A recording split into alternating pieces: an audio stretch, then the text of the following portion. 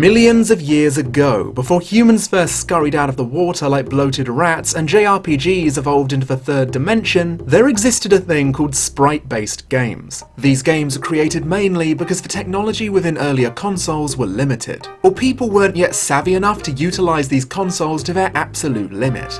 But a company who would later become well known for how expertly crafted their sprite-based JRPGs was Squaresoft, later to be renamed to Square Enix. Fast forward millions of years and we now live in an age where the graphical prowess of games has reached such a point that it's difficult to truly predict how much better we can get without finding new ways to innovate. This constant need to push and improve graphical limitations has caused a few people to reminisce about the good old days, where still being in school meant you could sit back and enjoy a video game instead of needing to worry about paying bills, buying food for yourself, or paying your taxes, so you can still keep a roof over your head by the end of the year, which means playing games are solely a way to make you forget about how truly bleak the world is. Welcome to reality, fuckers. We're stuck here. Take a look at my cat for a momentary distraction. She's going into attack mode! This lust for the good old days caused a few developers to stroke their chins and go, I think we need to go backwards a little. Lo and behold, some of the most well-received games of the last few years have been these callbacks to classic games of old. And the latest attempt to cash in on this new age of modern nostalgia-injected titles is Octopath Traveler, produced by Nintendo and developed by Acquire, the company behind such games as Arquebus Trip and the Tenchu series. And sprinkled in there is the fact that the project was apparently started by a couple of developers who headed one of my favourite series on the 3DS, Bravely Default. Now before I begin this first impressions video, I first need to make something abundantly clear. I have not completed this title as of yet. However, what I'm going to aim to do is compile all of my experiences playing the game non-stop since its release, good and bad, in this shorter video. So those of you who may be interested in purchasing it can hear about my initial 15 to 20 hour experience. I'm of course perfectly willing to accept that problems I list in this video may very well be solved later into the game, as being wrong in an online YouTube review is about as likely as needing oxygen to remain alive. And for those of you worried about spoilers, I only go as far to mention certain plot beats of the character introductory prologues. I do not spoil any of the story beyond the prologue sections of the game.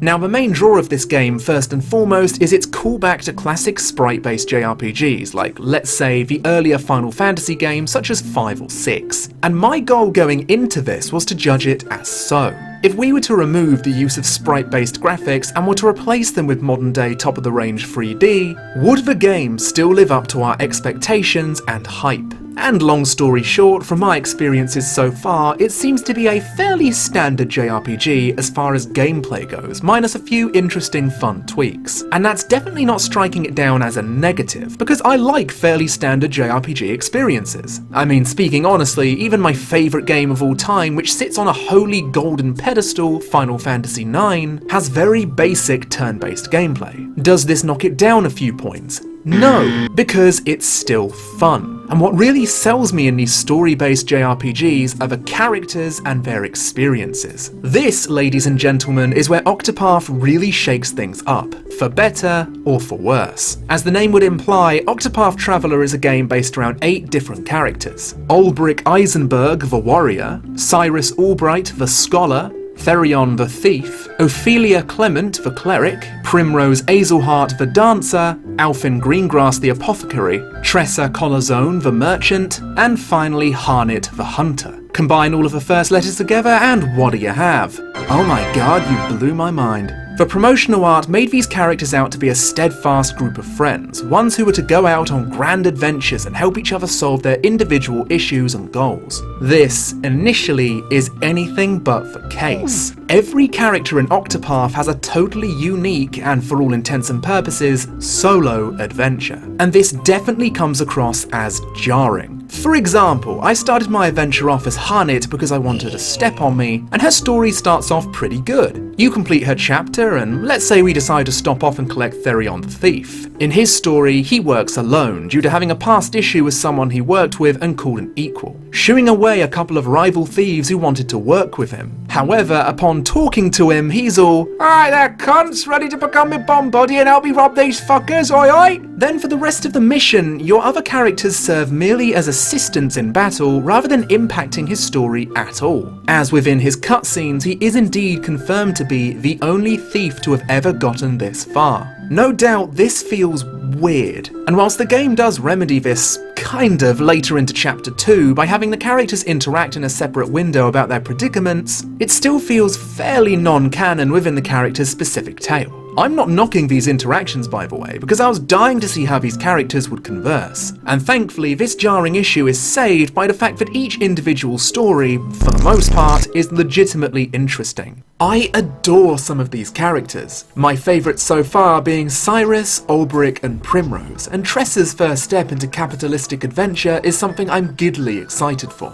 Where's my fucking money, Denny? The others are fine, -1, and we'll get to him, but I think it would be kind of fun to list the other positives and negatives I experienced, and hopefully you'll get a good grasp of what this game has to offer. Some of these issues are most definitely nitpicks, so of course you're welcome to disagree if these don't irritate you nearly half as much as they did with me. Since we're already on characters, let's talk about some. Firstly is Therion. What did I find bad about Therion's story, I hear you say? Well, the very baffling choice to have the same voice actor speaking his lines as a little boy. Oh, really?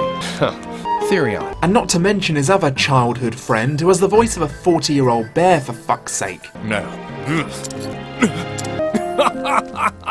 Greetings, friend. It is I, young child boy. I am here to pick up some jam for Mama, and I must get it post-haste or there shall be lashings. Why this wasn't seen as something which would potentially take me out of a game, I'll never know. The second character I need to bring attention to is Elfin V Apothecary. My god, is his introduction boring, and first impressions really are everything. It also has this strange creative choice to include a childhood friend who vomits exposition at you. Like, we have always been friends, haven't we, friend? I sure do love you as a friend. We've always been together, haven't we, friend? Fucker's gonna die, isn't he? Then we're told that Basil Exposition's little sister has been bitten by an insanely dangerous snake. And the fact that we need to get the anti-venom directly from the source led me to think, oh, fucker's gonna die, isn't he? Also, can I point out the fact that this little girl surviving being bitten by this fucking thing is an extremely impressive feat. And congratulations on not being Vord, I suppose. But then Elfin just gets the venom, and all is well. I mean, I guess it subverted my expectations? All in all, a very lackluster first impression, and thankfully his story does improve a little bit over time. Now, since I'm trying my best to keep this review spoiler-free past the character's introductory prologues, I think it's okay for me to talk about the tone. Now, as previously mentioned, every character has their own unique story. The stoic Harnett on the hunt for her teacher and master, Cyrus on the hunt for knowledge and also to separate himself from horrible jealous bitches, and Tressa, a happy-go-lucky merchant who wants to see the world for herself. She also beats a gang of goofy silly pirates and makes them take a little nap. Ah, so fun! Then we skip to Primrose, and the game snaps from I don't know what lies beyond the horizon. There's only one way to find out. My adventures as a merchant are just beginning. To this. You're nothing but a stupid whore! You would have died on the street if not for me! That naughty mouth of yours belongs to me! What the fuck? Oh my god, going from Tressa's story straight to Primrose's honestly left me thinking, am I still playing the same game right now? Holy fuck! We go from female Luffy being a happy-go-lucky little shit to a story filled to the brim with horrific abuse of all forms, where you're literally sent out to work on the streets for tips from wealthy men. Now, being someone who loves a good dark story, I thoroughly enjoyed Primrose's tragic introduction. It serves as a very good revenge storyline where she'll do anything, no matter how degrading, in order to find her marks, with an immensely satisfying conclusion. But what I'm trying to get at is the tonal shift is so wildly strong compared to everything else. I wish this darkness could have been a little more evenly spread out. What is this place? It's a hell, dipshit. And sadly, I also need to address the game's clear push to force you into playing certain chapters before others after the prologues. See here on the map in the prologue, the characters' locations are marked and the recommended level is the same. That level increases due to scaling, which is fine, but the level is roughly the same all around. Then you hit chapter 2 and it's like, yeah, we know having freedom to choose is fine and all, but quite frankly, Harnett's feeling pretty tired right now, so we want you to do Primrose. sorry about that. Taking away your freedom to choose after having so much room to select where to explore is not the best of ideas. I want to call you the best JRPG that's come out in recent years, you're just making it very hard for me right now. Okay, let's lighten the mood a little and talk about some positives. Because despite all of my talk of negatives, this game is filled with a lot of very entertaining, visually stunning moments. I don't think I need to explain to you how breathtaking this game looks. As a strong admirer for older sprite-based games, Acquire have made this game look absolutely gorgeous in a way which complements the sprite's existence within the game's universe. Everything is still very much set out like a classic JRPG from the olden days, looping snaky corridors of random battles along the way, but little details like adding particle effects to a dusty old library, to glistening snowflakes as they fall onto the quiet city of Flame's Grace, makes this world look lived in and alive. Plus, the monster designs are fucking phenomenal. Animated sprites have always tickled my dick, and seeing a boss for the first time in its massive gargantuan stature like in old classic Final Fantasy games audibly made me cry out in happiness. They have nailed almost all of the creature and boss designs, but that being said, they still haven't fixed the terrible lighting in some areas. Let's play a little game of Can You Spot the Sprite? Like, Jesus Christ, you can barely make out their faces in some areas. I wish they could have fixed this from the original demo version.